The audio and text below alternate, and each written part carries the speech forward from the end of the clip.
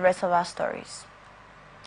Chief of Staff to the President, Femi Gbajabiamila, has reaffirmed the federal government's commitment to transparency in Nigeria's extractive industries during a visit to the Nigeria Extractive Industry Transparency Initiative House in Abuja.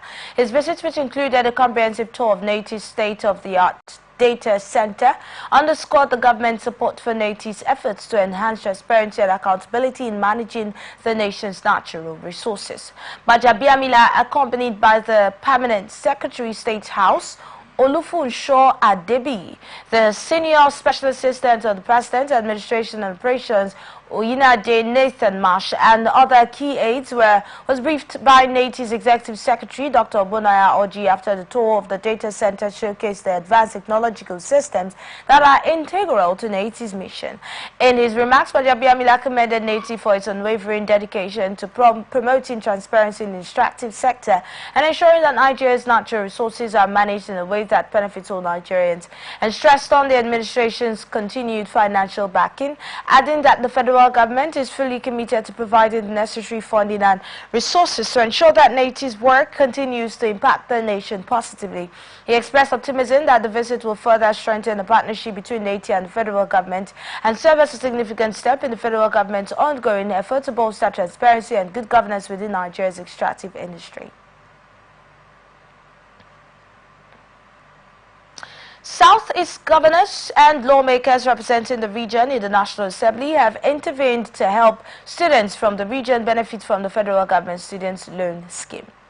The Deputy Speaker of the House of Representatives, Benjamin Kalu, who disclosed this in a statement, assured students from the region that the issues would be resolved and they would soon be included in the federal government students' loan program raised by the Southeast Caucus in the National Assembly over the alleged exclusion of the region after the Nigerian Education Loan Fund released the list of institutions eligible for the loan nationwide. The release by NELFund shows that the institution did not took advantage of the program, as well as those in the Southwest and South-South, while no institution from the Southeast had benefited from the fund initiated by President Bola Tinubu's administration. The development generated reactions on social media as NELFund had to clarify that no institution in the Southeast had done its verification on its platform. A statement by the Deputy Speaker said his office had engaged in the authorities responsible for the student loan and expressed optimism that the issue will be resolved in the coming days, while Kalu urged the institutions to encourage their students to apply for the loan and called on stakeholders to set up registration points in their communities to increase participation. Proposed meeting between the federal government and the Academic Staff Union of Universities has extended to August 28, 2024. This is coming after public university lecturers, following resolutions reached by the union's National Executive Council meeting held at the University of Ibadan on August 19, 2024, and threatened to go on a nationwide strike over the federal government's failure to honor the 2009 renegotiated agreement. ASU's demands include improvement in university workers' welfare, university funding, and halting proliferation of universities across the country. While in response to ASU's ultimatum, the Minister of Education, Tahir Maman, said most of the issues of contention dated as far back as 1981, while letters of invitation had been sent to the leadership of the union and other organizations explaining why their grievances were being attended to. The minister also advised ASU to be considerate in their actions and open-minded in their approach at the negotiation table so the interests of all the parties would be properly represented.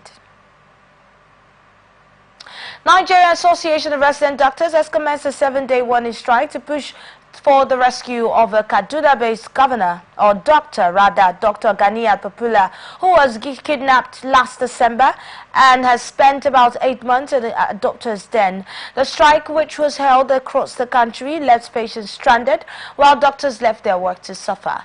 The Minister of State for Health, Dr. Tunji Alausa, who disclosed this in a meeting with the leadership of NAD over the situation and promised he would write the National Security Advisor, Nuhu Ribadu, regarding the issue and get back to the doctors. This comes after the adoption report of Dr. Popula, staff of the National Eye Hospital, Kaduna, as well as NAD protests in all tertiary hospitals across the nation to demand Dr. Popula's release. Analysts has called on both state and federal government to intervene on the rescue of Dr. Ganiat Popoola. Speaking on Atlantic Television Network program Atlantic Blowout, a socio-political analyst, Frank Awaji, said the planned indefinite strike by the Nigerian Association of Resident Doctors will go a long way to quicken government's response over the matter. Bureaucracies that brings delay. That's why we are talking about ensuring that resources, and the resources meant for service delivery are are timely. And then the resources too that are meant for this service delivery should actually be used for it. Why are we talking about getting approval like it's some sort of big... On his part, Loveday Dandy tasked the federal government on the need for appropriate sanctions against criminal activities in the country. This is coming as the Nigerian Association of Resident Doctors have embarked on a 7-day warning strike over the adoption of their colleague after Dr. Ganiat Popoola had been in kidnappers' den for 8 months. The resident doctor of NAD, Dr. Dele Abdullahi, announced a strike during a recent virtual emergency meeting of the National Executive Council.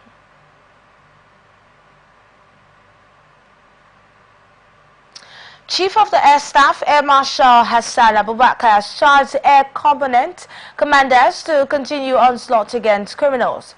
Air Vice Marshal Edward Gakwe, Director Public Relations and Information of the Nigerian Air Force, who disclosed this in a statement signed by air component commanders during a virtual meeting, further directed the air component commanders to intensify their efforts in ongoing operations.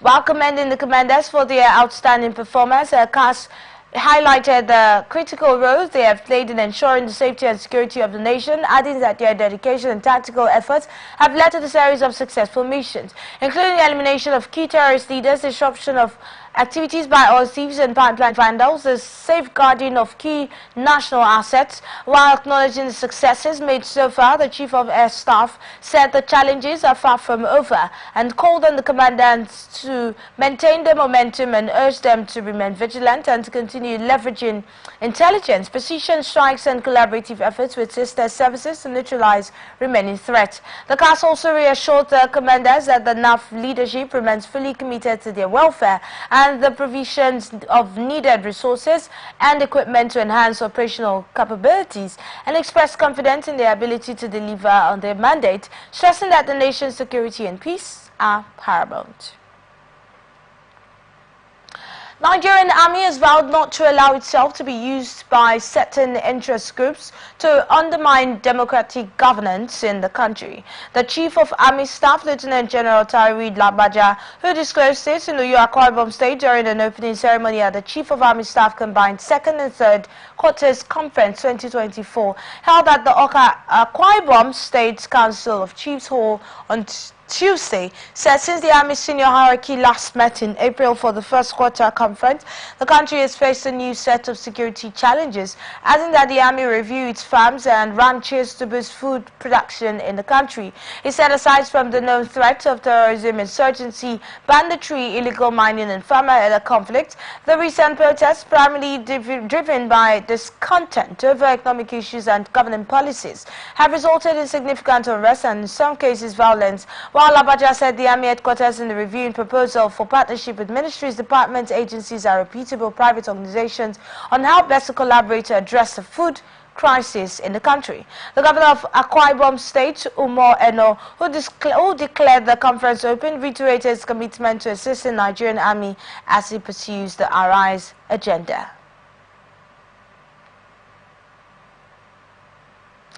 Africa Union, in collaboration with the National Defense College, have intensified efforts to enhance the protection of civilians in conflict-prone environment. This action is directly tied to the United Nations Security Council's Resolution 2070 of 2012, which stressed to protect citizens Opening of the AU harmonized capacity building standard for protection of civilians in peace support operations in Abuja. The Commissioner for Political Affairs, Peace and Security, African Union Commission, Bankole Adeoye, recalls that in 1999 the AU had a concept known as protection of civilians, represented by the coordinator of AU Compliance, Human Rights and Accountability Framework. Adebayo Karim, the Commissioner, says the UN sympathizes with what happened in Sierra Leone, adding that the protection of civilians was vested in October 1999 and pledged that the AU would assist the NDC in incorporating the protection of civilians as a module in its training curriculum for military personnel across Africa, amongst other initiatives. The NDC Commandant Olumuyiwa Olotu said the AU was committed to civilian safety amid ongoing conflict across the continent, and you also urged participants to leverage the opportunity to deepen their knowledge and reaffirm the college's dedication to fostering skilled peacekeepers to ensure a more secure Africa in the future, adding that the Apex Institution for Professional Military Education and Research in Nigeria, the college is committed to fostering a culture of excellence, collaboration in intellectual query into issues affecting the continent. Government of the United States of America has donated 10,000 doses of Jynneos vaccine to Nigeria. Jynneos vaccine is a vaccine approved by the Food and Drug Administration for the prevention of smallpox and monkeypox to adults aged 18 years and older who are at risk of monkeypox infection. Speaking during the official handover of the monkeypox vaccine to Nigeria in Abuja, the Coordinating Minister of Health and Social Welfare, Professor Mohammed Pate, thanked the U.S. government for the donation and stated that the federal government is committed to improving the well-being of Nigerians. He was represented by the Permanent Secretary of the Ministry, Daju Kacholom, called for a spirit of cooperation and collaboration to ensure policies are focused on protecting the citizens' health, adding that monkeypox is a rare viral zoonotic infectious disease transmitted from animals to humans that occurs sporadically, primarily in remote villages of Central and West Africa near tropical rainforests. He also said it is caused by the monkeypox virus, which belongs to orthopox virus, genus in the family Poxviridae.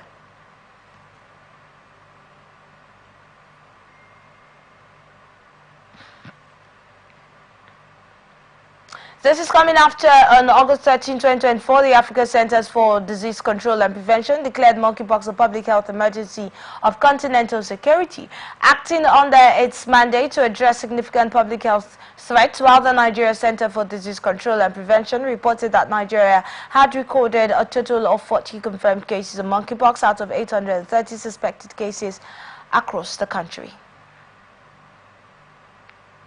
Labour Party has set up a 7-member disciplinary standing committee to curtail the excesses of members not ready to abide by its constitution and obey directives.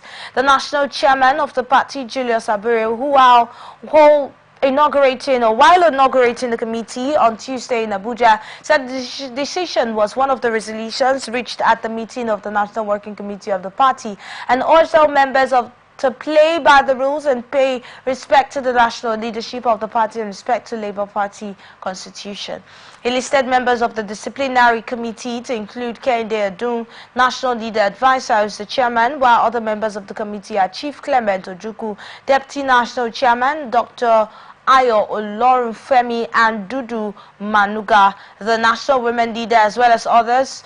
Abure urged members of the party to work together for the common purpose of lifting up the poor, which Labour Party stands for. Speaking further on the reason for communique, he said it was read out the decision of the NWC after meeting with the governor of Abia State, Dr. Alex Oti, adding that the governor stated his intention to convene a NEC meeting on Saturday, August 31, in order to dissolve the national, state, local government and ward executive councils on the purported ground the tenures of executives had expired.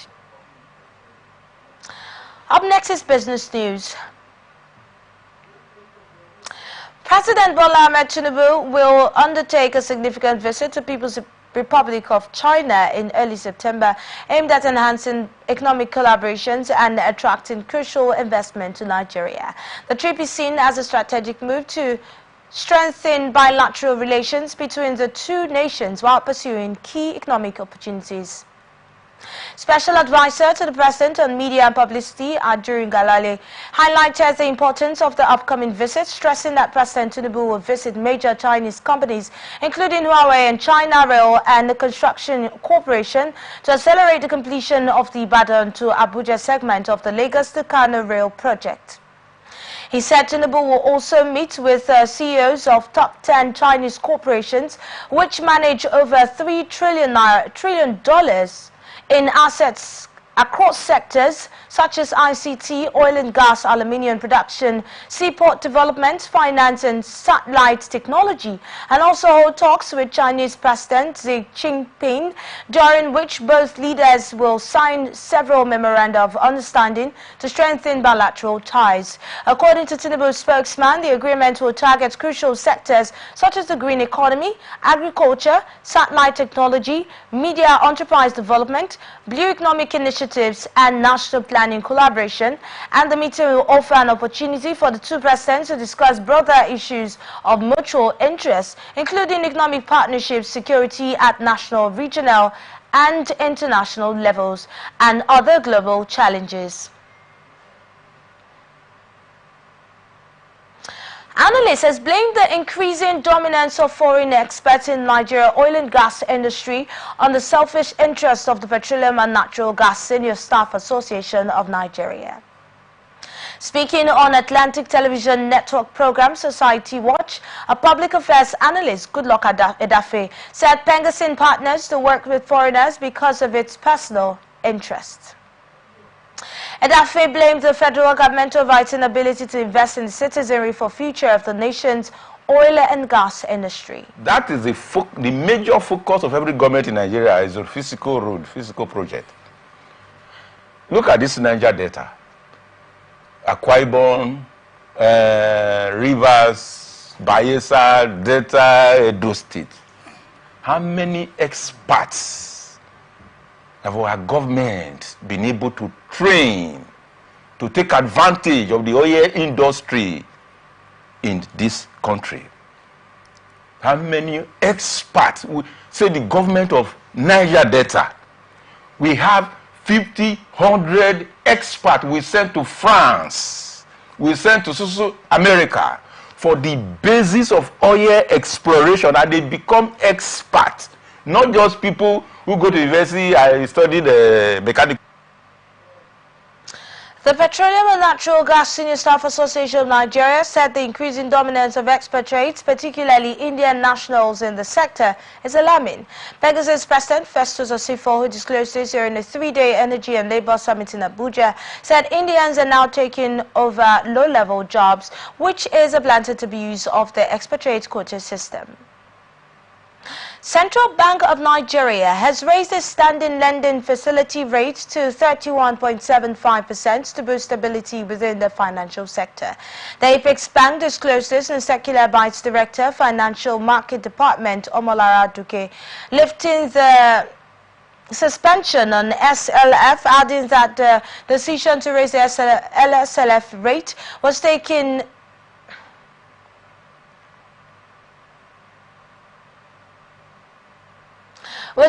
during the 296th Monetary Policy Committee meeting held in July 2024, where key adjustments to interest rate policies were approved. Accordingly, the CBN revised the asymmetric corridor around the monetary policy rate and discouraged banks from holding excess liquidity at the central bank and promote increased lending activities. Rural Electrification Agency has assured its distributed energy system project will provide electricity to 17.5 million Nigerians, adding that the 2023 capital project had possibly impacted the lives of approximately 1.4 million unserved and underserved Nigerians. This achievement was disclosed during the presentation of 2023 Capital Project Implementation Report by the REA Managing Director and Chief Executive Abba Aliyu, alongside other key agency executives in Abuja, stressed the strategic importance of the agency's various funding sources, including the national budget and bilateral agreements with international financial institutions, amongst others. Aliyu said security and sustainability have been prioritized in various project designs after ensuring community engagement to foster ownership and stability and create cooperative societies to ensure not only safeguarding the infrastructure but also job creation, while the Executive Director of Technical Services at RARE, Abdullahi Umar, elaborated on the impact merits, confirming that the 2023 capital project have benefited 1.4 million Nigerians. On funding and sustainability, the Executive Director of the Rural Electrification Fund, Doris Udo, highlighted the agency's approach to ensuring long-term viability, adding that tariff payment, although regulated by the Nigeria Electricity Regulatory Commission, are structured to be affordable for rural communities. You're still watching the news on Atlantic Television Network. Up next is International Tidbits. Israel said it carried out a wave of preemptive strikes across southern Lebanon to thwart a large-scale rocket and drone attack by Hezbollah. Jets destroyed thousands of the Iran-backed armed groups' rocket launchers, while Israel's military said Hezbollah and its allies said 3 fighters had been killed. Hezbollah said it had still managed to fire 320 rockets and drones to Israel in retaliation to assassination of a senior commander, while Israel's military said 1 Israeli Navy soldier was killed. The U.S. says it is working to avoid any further escalation after 10 months of hostilities that have raised fears on all-out war, and there had been almost daily exchanges of fire across Israel-Lebanon border since the day after the start of the war between Israel and Hamas in Gaza on 7 October. There was no breakthrough as the latest round of U.S.-backed Gaza peace talks in Cairo, and Hamas said it rejected new Israeli conditions and accused Israel of backtracking on promises. Israel denies changing its demands since the last round of talks in early July. Hezbollah also said it is acting in support of the Palestinian group, which is also backed by Iran. Both Hamas and Hezbollah prescribed as terrorist organizations by Israel, the UK and other countries. 60 persons are feared dead after a dam burst in Watan, Sudan, due to heavy rainfall following the growing humanitarian crisis in the region. The Abat Dam, which is located in Red Sea State, collapsed under the pressure of torrential rains, leading to catastrophic flooding that swept away farms, villages and vehicles downstream. The dam, which has a capacity of 25 million cubic meters, was a crucial source of drinking water to Port Sudan, where the military government is headquartered, whilst the collapse had left the city and surrounding areas without a stable water supply and had further complicated the lives of residents already battered by 16 months of civil war. Search and rescue operations are currently underway, but authorities fear the death toll may rise as efforts continue to locate missing persons. Local residents have reported harrowing scenes with people trapped in vehicles and homes being washed away by the floodwaters. The flooding has also damaged a major fiber optic cable, causing a widespread communication outage across several parts of the country, and the disruption had impacted coordination of rescue efforts and left many communities isolated, while the Sudanese Air Force had been deployed to rescue people who sought refuge in the mountains. UAE says it has requested consular assistance for Pavel Durov, the Dubai-based founder of Telegram, following his arrest in France over alleged failures to curb criminal activities on the app. Durov, the 39-year-old billionaire behind the messaging platform, was detained by the Paris airport and accused him of failing to prevent the spread of illegal content on Telegram, which has more than 900 million users, while French President Emmanuel Macron dismissed any suggestion of a political motive behind Durov's arrest as the tech mogul spent a second day in French custody. Durov established Telegram after leaving Russia a decade ago. The Forbes magazine estimates his current fortune at $15.5 billion, while Kremlin spokesman Dmitry Peskov said Moscow had received no information from France about the reasons for Durov's detention. Former Congresswoman who ran to be Democratic candidate for the presidency 2020, Tulsi Gabbard, has endorsed Donald Trump's presidential campaign. Trump welcomed Gabbard to a stage in Detroit, is a key swing state of Michigan, after she appeared alongside Trump to commemorate U.S. service personnel killed in an attack in Afghanistan 3 years prior to criticizing the Biden administration. 13 U.S. service members and more than 100 Afghans were killed during the suicide bombing at Hamid Karzai International Airport in Kabul. The incident occurred as American troops made a chaotic withdrawal from the country and the Taliban returned to power. Her official backing of Trump marks the culmination of the remarkable political journey over the last decade that began on the progressive left of the Democratic Party, and she was the first Hindu member of the U.S. Congress, going on to serve as vice chairwoman of the Democratic National Committee before resigning to endorse the 2016 presidential campaign of Senator Bernie Sanders. Ms. Gabbard's comment came days after Trump received the endorsement of another Democratic defector, Robert F. Kennedy Jr., who last week suspended his independent campaign for the White House. Texas judge has ordered a temporary pause on a policy that would streamline the process for spouses of U.S. citizens to obtain legal status in the country, and has become a blow to one of U.S. President Joe Biden's biggest immigration reform policies. Judge J. Campbell Baker granted a 14-day administrative stay in a case brought by the Republican attorneys generals of 16 U.S. states challenging the Biden administration's policy, while in June Biden announced the new policy, which streamlined the pathway to citizenship for an estimated 500,000 immigrants married to U.S. nationals. The 16 states bringing the lawsuit, however, says the policy is costing them millions of dollars in public services, including healthcare, education, law enforcement used by the immigrants, while Biden administration has been struggling to address immigration, a hugely divisive issue for many Americans ahead of November's presidential election, which will see Vice President Kamala Harris take on Republican Donald Trump. The Democratic Party is walking in fine line of seeking to be tougher on illegal migrants while also introducing reforms to the country's inefficient immigration system. And Trump's campaign for the White House has centered on portraying the United States as under assault by what he calls a migrant invasion.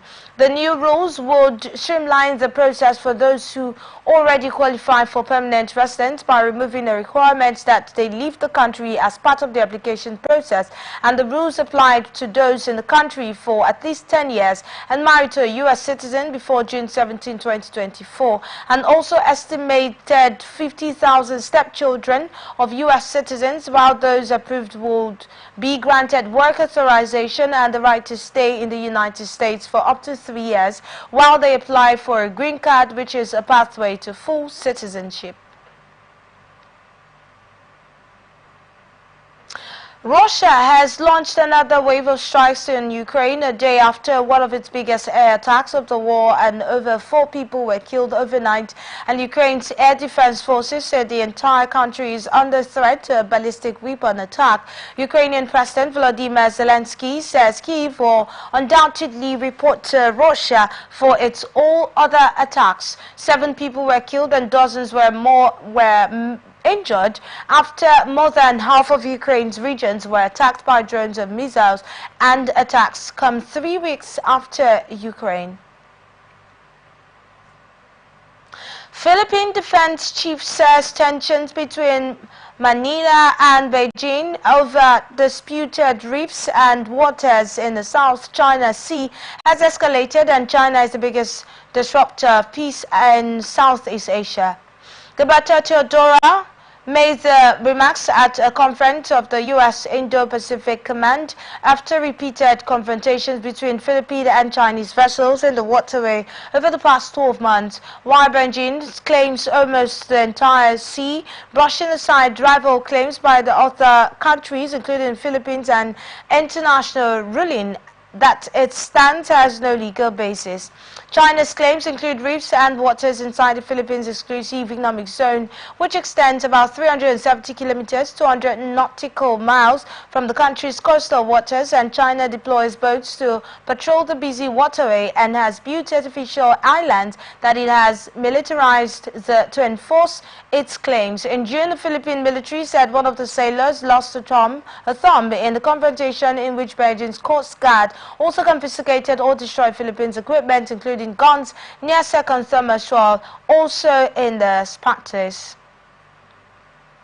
And now in sports, Nigeria Football Federation has reached an agreement with German tactician Bruno to take charge of the Super Eagles. Secretary General of the NFF, Mohamed Sanusi, who disclosed this, said the NFF Executive Committee had approved the recommendation of the Technical and Development Subcommittee to appoint Bruno Labbadia as the head coach of the Super Eagles. Labbadia was born in Darmstadt, Germany on 8 February 1966 and won 2 caps for Die Mannschaft. Labbadia's immediate challenge is to take charge of the 3-time African champions for 2 2025 Africa Cup of Nations qualifying matches against Benin Republic. Rwanda have started preparations for 2025 Africa Cup of Nations qualifiers against Libya and Nigeria. They are currently preparing for the qualifiers on the training pitch of the Amahoro Stadium. Kigali head coach Tutsin Pitla released a 36-men preliminary squad for both games last week and is expected to reduce the number of players in camp by weekend. Rwanda will travel to Tripoli to keep a date of the Mediterranean Nights of Libya on Wednesday, September 4, while the East African will welcome the Super Eagles to the Amahoro Stadium 3 days later. Benin Republic head coach Gannot Rohr will unveil his squad for 2025 Africa Cup of Nations AFCON qualifiers against Nigeria and Libya on Thursday. According to Beninos, there is the possibility of Paris Saint-Germain right back Colin Daba getting a call-up and has expressed interest in playing for Benin Republic, while the Cheetahs are expected to begin preparations for the games this weekend. His men will be the guests of the Super Eagles at the Godswill Akpabio International Stadium, Uyo, on Saturday, September 7, and they defeated their neighbors 2-1 in 2026 FIFA World Cup qualifier in June. The Cheetahs will host the Mediterranean Nights of Libya at the Felix Houphouët Stadium in Abidjan in match day 2 tie on Tuesday, September 10.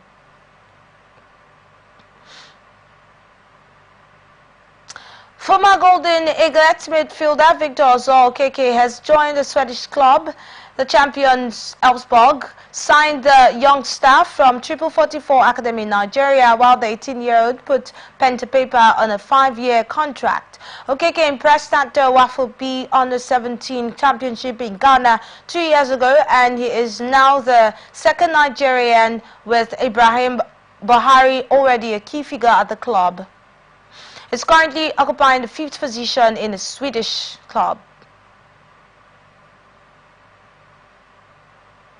Arsenal midfielder Chani Patino has left the club to join the La Liga 2 side Corona. The Mikel Arteta's side stated this in a statement after Patino joined Arsenal in 2015 and signed his first professional contract in October 2020. The 20-year-old made his first team debut in December 2021 and has spent time on loan Swansea City in the Championship last season.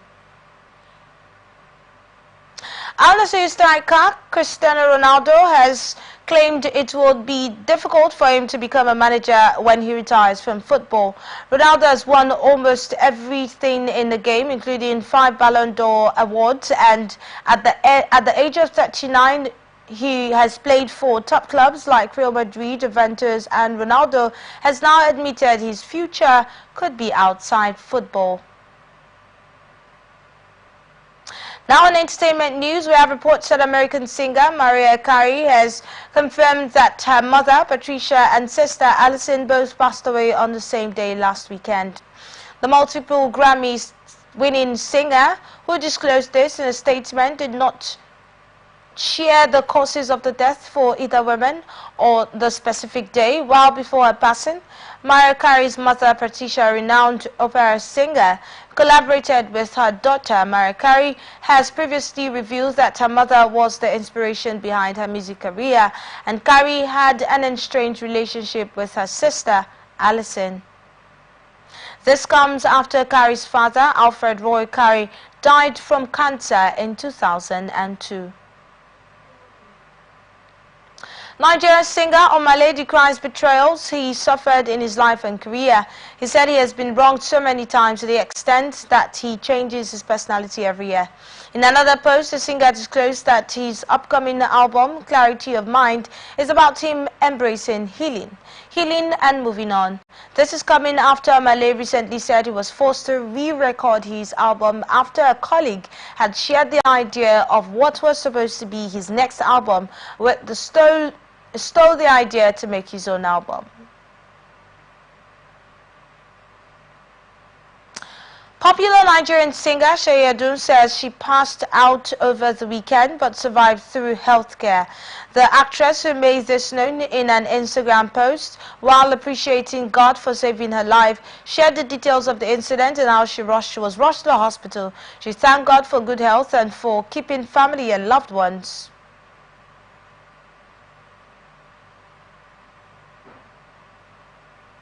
And that's the global news for tonight. But before we go, another look at the major stories. Gunmen kidnap Internal Revenue Director. INEC denies PVC sale allegation. Patients weep over NAT strike. CBN raises lending facility. Court suspends Biden immigration policy. NFF appoints German for Super Eagles. Shea survives healthcare. I am Enidoye Jackson. Thank you for watching. Remember to follow us on all of our social media platforms. On Facebook and YouTube at Atlantic Television Network. On Instagram and TikTok at Atlantic TV.